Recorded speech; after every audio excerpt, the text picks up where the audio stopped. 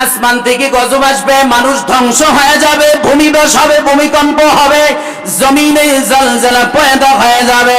রাসূল বলেন, ইদাস্তাহাল্লাত উম্মতি খামসান ফালাইহিমুদ দামার। যখন আমার উম্মত পাঁচটা জিনিস হালাল মনে করবে, তখন তাদের ধ্বংস অনিবার্য।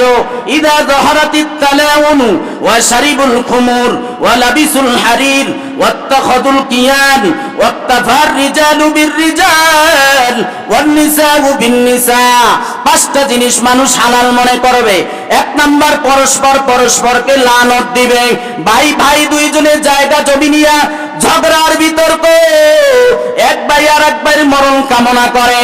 ভাই তুই মরণ একা, তোর ধ্বংস কেন হয় না? কেন তোর ধ্বংস হয় না? তুই মরলি তো বাবার সব সম্পত্তি আমার হয়ে যাবে। দুনিয়াটা বড় স্বার্থপর, দুনিয়ার সব কিছু স্বার্থপর। এই দুই একদিন আগে দেখলাম কোন জায়গায় জানো, সন্তানের মা সন্তানকে বাড়ি গাড়ি সব লিখে না দেওয়ার কারণে মাকে ঘর থেকে বের করে দিছে। দুনিয়াটা বড় স্বার্থপর, স্বার্থে আঘাত লাগলে মা আর মা থাকে না, মাকে পরিচয় দিতে চায় না সন্তান। দুনিয়াটা বড়ই স্বার্থপর। যখন স্বার্থে আঘাত লাগে বাবাকে আর বাবা বলে পরিচয় দিতে চায় না। যখন মানুষ মানুষকে পরস্পরকে লালত দিবে, তখন ধ্বংস চলে আসবে। মানুষ হঠাৎ শেষ হয়ে যাবে, জমিন ধসে যাবে। ওয়া শারিবুল খুমুর, মানুষ যখন ব্যাপক আকারে মদ পান করবে, আছে না নাই? চলতেছে না? মদ এমন কোন এলাকা নাই, এমন কোন মহল্লা নাই যেই মহল্লা থেকে আওয়াজ দেওয়া হয় না, যুবকরা তোমরা মদ পান করিও না, নেশা করিও না। সারা বাংলাদেশ না, সারা পৃথিবীতে এমন কোন অঞ্চল নাই যেই অঞ্চলে মদ পান চলে না। ব্যাপক আকারে যখন এইটা চলে আসবে, রাসূল বলেন তখন ধ্বংসের জন্য অপেক্ষা করো। ওয়ালা বিসুল হারির, এরপরে রেশমি কাপড় পরিধান করবে। ওয়াত্তাখাদুল কিয়ান, ব্যাপক আকারে গান বাদ্য এমন ভাবে বিস্তার লাভ করবে, চতুর্মুখী গানের আওয়াজ।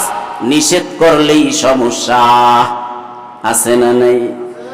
এরপরে আর একটা মহামারী হলো ওয়াক্তাফার রিজালু বির রিজাল। পুরুষেরা পুরুষের চাহিদা পূরণ করার জন্য পুরুষ চাইবে, পুরুষরা পুরুষদের মাধ্যমে চাহিদা পূরণের যথেষ্ট মনে করবে।